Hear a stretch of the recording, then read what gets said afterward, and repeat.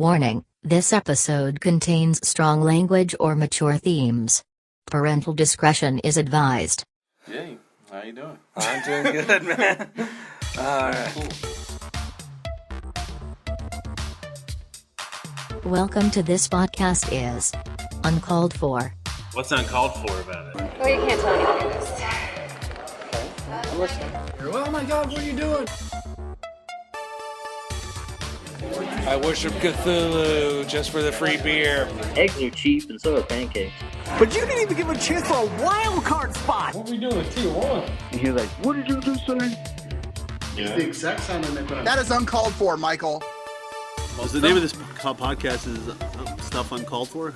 This podcast is uncalled for. Podcast, alright. Yeah, that was the most ridiculous ending to that game that I've ever seen. Oh my gosh, I gotta hurry up. Oh my gosh, I gotta hurry up. Oh my gosh, I gotta hurry up. We're looking at each other in the eye. We're not going to say anything derogatory to the other person. And, of course, neither of us is drunk. So I don't hear Pope Francis saying that he's a prophet, seer, and revelator. What planet are these people on?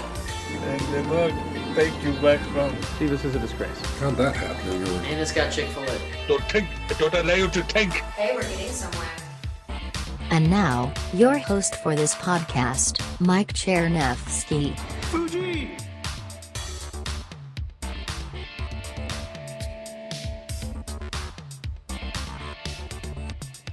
Welcome to a very special Thoughts episode of this podcast is uncalled for. This is Thoughts on the NFL in St. Louis, Part 2. You could make the argument that the Cronky Out episode might be better Part 2, and we will touch on that just a little bit, but this is primarily about the St. Louis side of things. So for background, I'm going to read this story from Jeremy Karp at Interstate 70 Sports Media.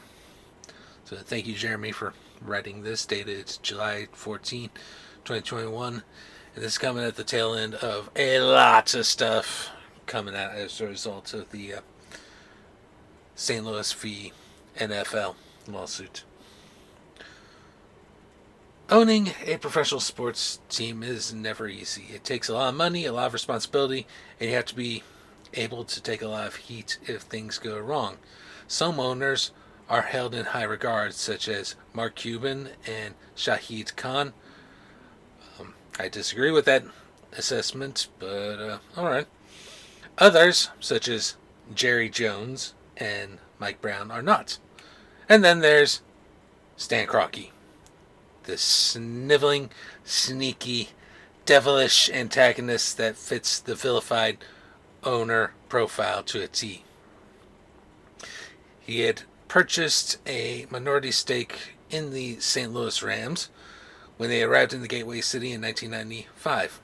The late Georgia Frontier had intended on keeping the Rams in St. Louis when they left the City of Angels following the 1994 season.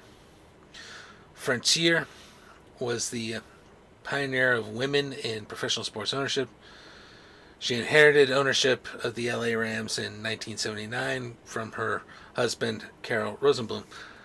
Going to stop for a second and give a little background. Rosenblum was originally the owner of the Baltimore Colts. And he and Robert Irsay, I forget the year, I'm going to have to look this up, but they swapped teams. So that's how Jimmy Irsay is now the owner of the now Indianapolis Colts, and Georgia wound up later owning the team we will,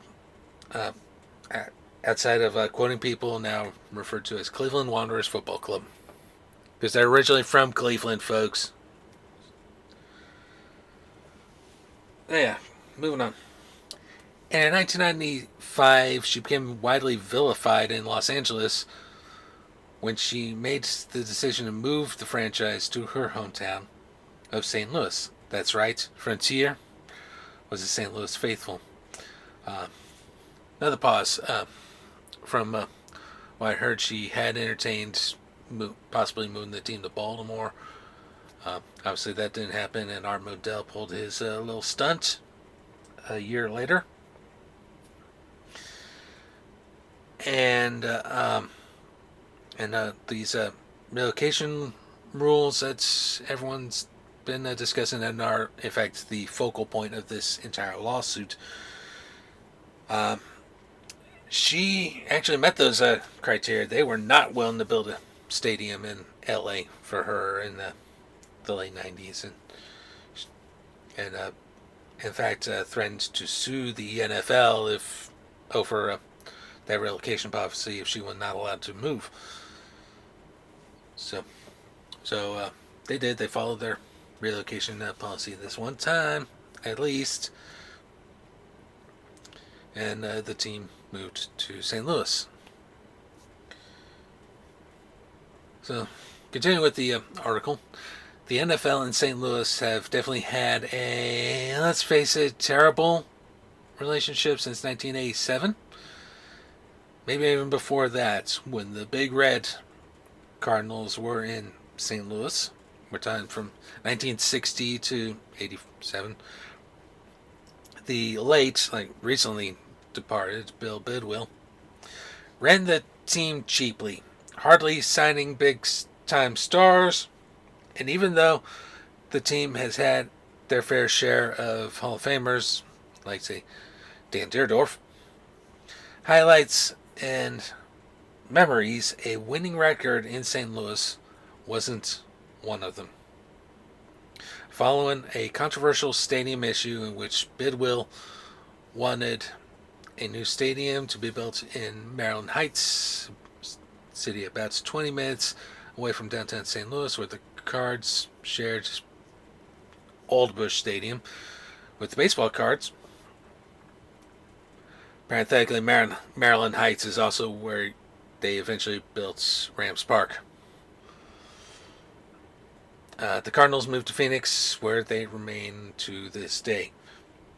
Side note here, it took them a while to get a new stadium in Phoenix because they played for God knows how long at Sun Devil Stadium, home of Arizona State University, before they broke ground on the current stadium. And credit to that, of course, goes to the current owner, Michael Bidwill, who, from all intents and purposes, is a much better owner than his father ever was. Now, as for the Rams, they struggled for their first 4 years. Yes, they did. And then surprised the world when they won Super Bowl 34 in 1999, behind the greatest show on turf. From 1999 to 2003, they were one of the most fun sports teams to watch. That is absolutely true. But injuries to stars such as Kurt Warner, Marshall Faulk, Orlando Pace, and the sudden firing of Coach Mike Martz were signs of the struggles that laid ahead. Parenthetically, all three of those men, Warner, Faulk, Pace, are now in Canton. That tells you just how talented those greatest show on turf Rams were. And interestingly enough, at the time of this recording, there is a movie in production. It'll probably be out by the time this episode of the podcast is released. It's going to be called American Underdog, and it is essentially the Kurt Warner story, which we are all familiar with. He played in Northern Iowa, got cut from the Packers as an undrafted free agent, worked at Hy-Vee, stocking shelves, adopted his now wife's children, one of whom had a unfortunate childhood incident and was rendered blind and had other difficulties. And that was all before he even got to get a spot on the Rams roster, and even then it took Rodney Harrison taking out Trent Green's knee to get him into that starting position, and we all know what happened from there. Moving on. Even with stars such as Steven Jackson and Torrey Holt. By the way, let's get Torrey into Canton for 2022, please. The team continued to be at the cellar of the NFL. In 2008, Frontier tragically passed away at the age of 80 after suffering from breast cancer. And this is about the start of the same time that 1565 takes place, and during the couple of years that her children are owning and running the team. But they couldn't afford to keep the team, and that sets up the next part of this. So since then, it's been one long plot by Kroenke to get the Rams back to Los Angeles. As the team continued to struggle, again, 15-65 over a 5-year span, Kroenke did little to try and help improve the team in an effort to curtail attendance. Despite franchise hopefuls like Mark Bolger, Central Catholic High School, and by the way, you misspelled his name in the article, Sam Bradford, Chris Long, and Aaron Donald, the Rams never posted a winning record from 2004 to 2015. There was talent, fan loyalty, and a love for football. But unfortunately, at the center of it all was Kroenke, pulling strings to get the team to move out. And in 2016, with a 30-2 team vote, it was announced the Rams would leave St. Louis and go back to LA. Interestingly enough, one of the teams to vote against the move was the Arizona Cardinals, led by the Bidwell family, namely Michael Bidwell. Sort of like a last-ditch effort to make it up to St. Louis as best as they could. Their hearts were in the right place, but in the end, greed won. And I will sidebar, from what I've heard, Michael Bidwell has, since the move, done a lot of charitable things in the St. Louis area, and I absolutely applaud him for doing that. So, moving on. It seemed as though Kroenke won and had the last laugh. Not so fast, however.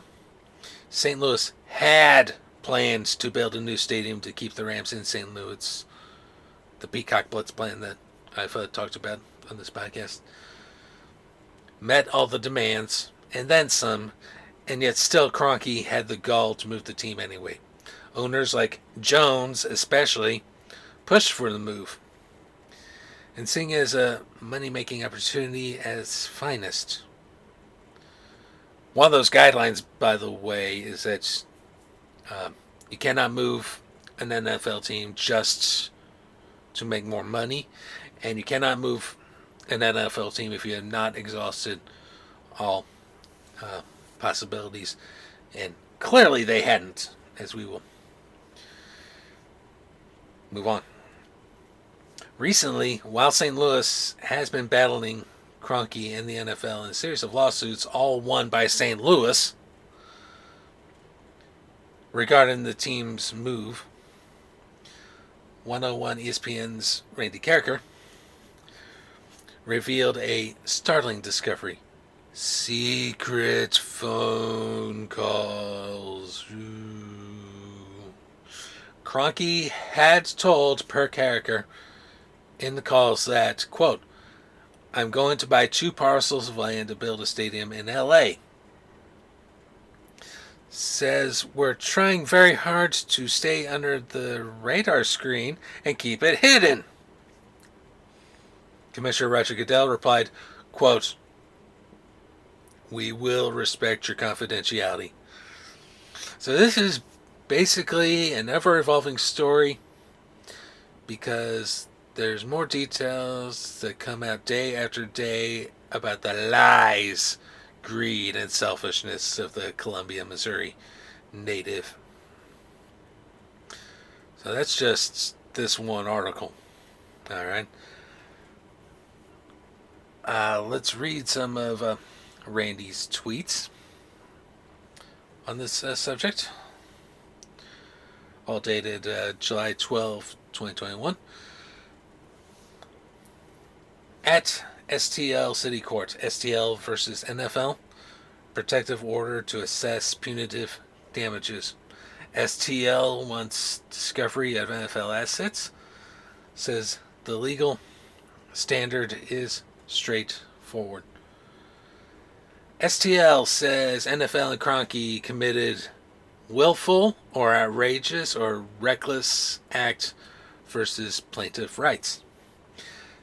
STL claims NFL kept discovery confidential.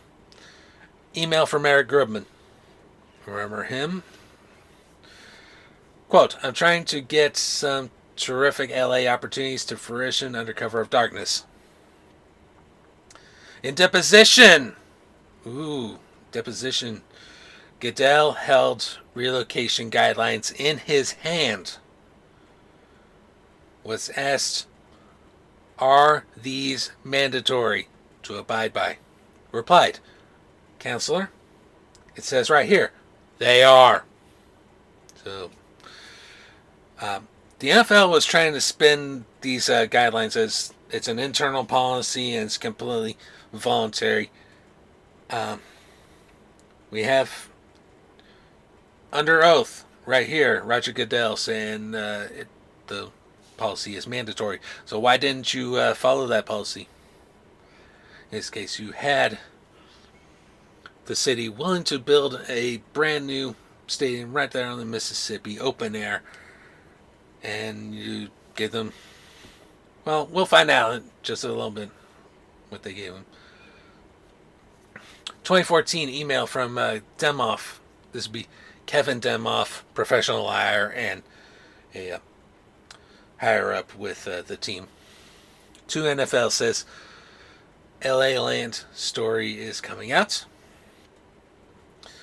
League responds, what should we say? Demoff provides talking points that Goodell uses in Super Bowl press conference, denying he knows land purchased by Kroenke is for stadium. So lots of lying going on. Peacock email to Demoff telling him about National Car Rental naming rights deal. This is for the Riverfront Stadium. Demoff responds with link to YouTube video that screams, fuck it, I'm out.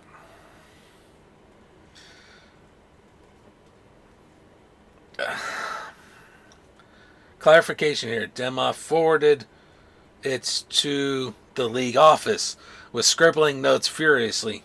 Oh my God. And here we go. St. Louis has record of 2013 phone call with Kroenke, Goodell, Mara with the Giants, and Rooney with the Steelers, both of whom were on that LA committee. Kroenke says, quote, I'm going to buy 2 parcels of land and build a stadium in LA.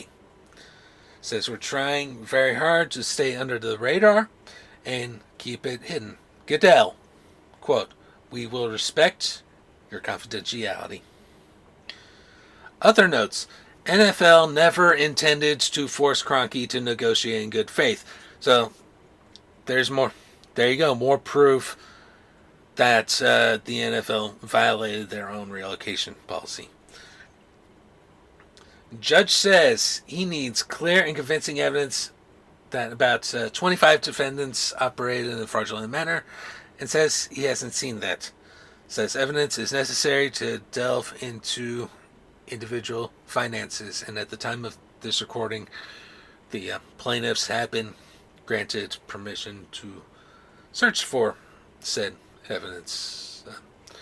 Now, whether or not they'll be able to get all 32, that remains to be seen, but it's thinking not all 32 were as involved as some others were.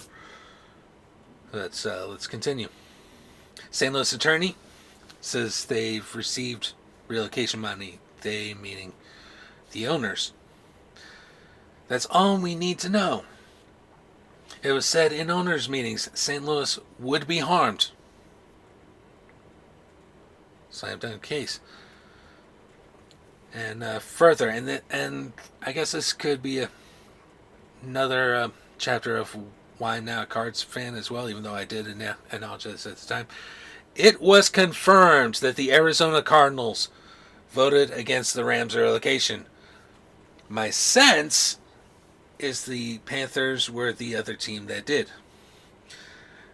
And I think that's being said in part because Jerry Richardson, who was on that LA committee, the Panthers owner at the time, was very much pro pushing the Carson plan, the California solution, and pro making sure these guidelines were followed. Moving on. Judge says preponderance of evidence exists against Mara, Kraft, New England, Jones, Rooney, one other for damages. Actually, two others.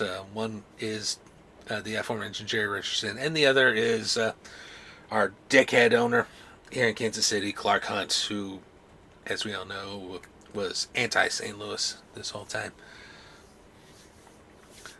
Most NFL owners spared discovery of finances. And again, as I say, most of these owners were involved in that LA committee. Two other nuggets. Jerry Jones admitted he urged Kroenke to move. Fuck you, Jerry. Day after relocation votes, Rams sign contract with Jones Legends Corp to sell PSLs and luxury boxes. Yeah, there actually was something in this for Jerry Jones.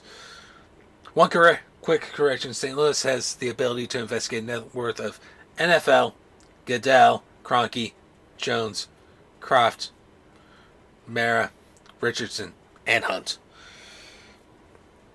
They have 10 days to ask for rights to investigate other owners. This was written 2 days ago, so at the time of this recording, they have 8 more days to get all this. Apparently, it's rare for a judge to rule from the bench, as he did for STL here. And now we're quoting tweets from Ben Fredrickson, St. Louis Post-Dispatch. Add this to the list of Kevin Demoff's all-time lows. He was, St. Louis lawyers said today, forwarding articles to the NFL about STL murder rate and credit rating in 2015. Which, admittedly, not great, but once again, since there was a lot of cherry picking here, and focusing on City of St. Louis stats and not the St. Louis metro area. Moving on. Next tweet. Something else from STL side's discovery revealed today during discussion of Rams' contempt for STL and lack of good faith dealing. Timeout. One of the things the NFL side of things are trying to convince the judges of is they're saying, well, St. Louis didn't negotiate in good faith, and that's why we had the ability to leave. Not so. They had the ability to leave the dome, to go year to year on the dome, but they didn't necessarily have the rights to just up and leave town like they're claiming. So that's point number one. Point number two, all the evidence shows that St. Louis, the RSA, the CVC, and the NFL was hell bent on the CVC because they were just the landlords and everything. Those entities indicated in all the evidence that has gotten out to the public that they were interested in negotiation, as you can clearly see, at least since 2013, so they had a good 2 or 3 years to try to Worse than that, the team completely ignored St. Louis.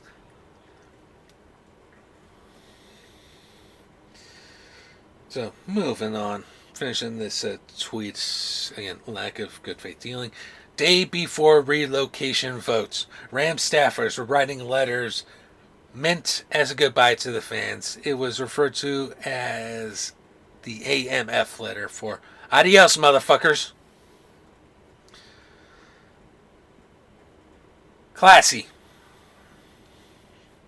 Just classy. And then one more tweet, Joel Courier, also a Post-Dispatch writer. Correction. The judge did not list Goodell among those from whom St. Louis plaintiffs may get financial information. He mentioned Clark Hunt, owner of the KC Chiefs. Man, this is going to be fun. And of course, the trial had been pushed back to January 2022 for reasons I think should be obvious by now. And from everything that's been released, the NFL did their own documents dump a couple weeks ago, trying to put the blame entirely on St. Louis. However, the documents they released clearly points to the opposite being true. So, and of course, we know that Stan had indemnified the league, so he is on the hook for all legal fees on the NFL side of things. And this dude already, he's worth about $10 billion, I want to say. Worth a lot of money, and as I've discussed before, a lot of that money came from a little known company called Walmart. And his spouse is just as wealthy as he is. And we're talking about potential judgment here. I'd say at least $2 billion. You would say. At that price range, you might as well give St. Louis an expansion team. And I've already been on record as suggesting this, that if the NFL were to go that route,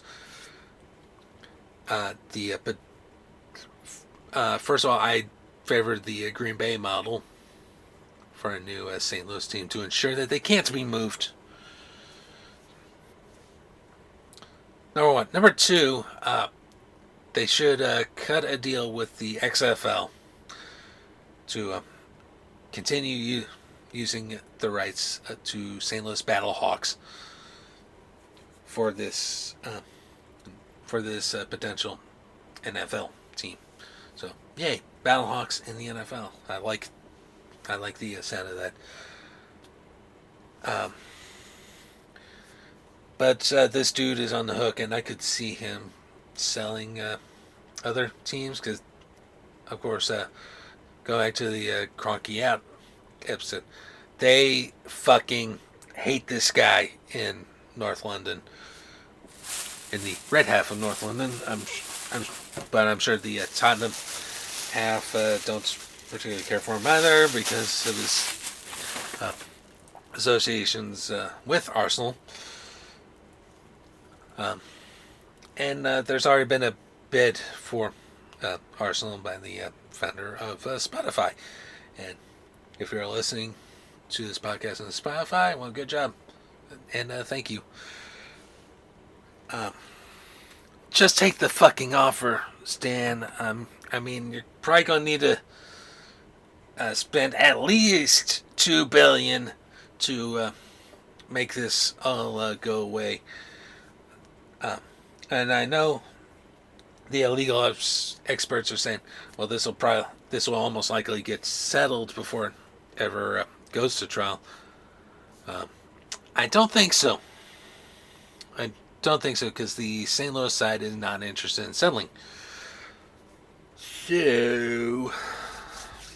So hopefully in mid-January, there will be a jury trial in the city of St. Louis to determine that these people should pay up.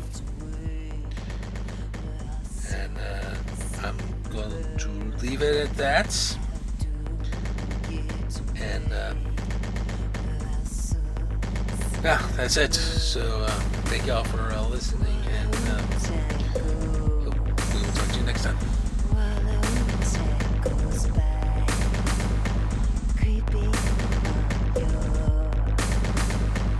This podcast is Uncalled For is hosted, produced and edited by Mike Chernevsky. Opening music is Fantasia by Kevin MacLeod at Incompetent.com, licensed under Creative Commons by Attribution 4.0 license. The outro music for this episode is Trace It Back by Grunwasser, licensed under a Creative Commons Attribution Non-Commercial No Derivatives 4.0 International License. Please like, share, and subscribe to the podcast through your favorite podcasting platform. Like our Facebook page at facebook.com/uncalledforpodcast, and check out our blog with show notes at uncalledfor.home.blog. Thank you so much for listening. We will see you next time.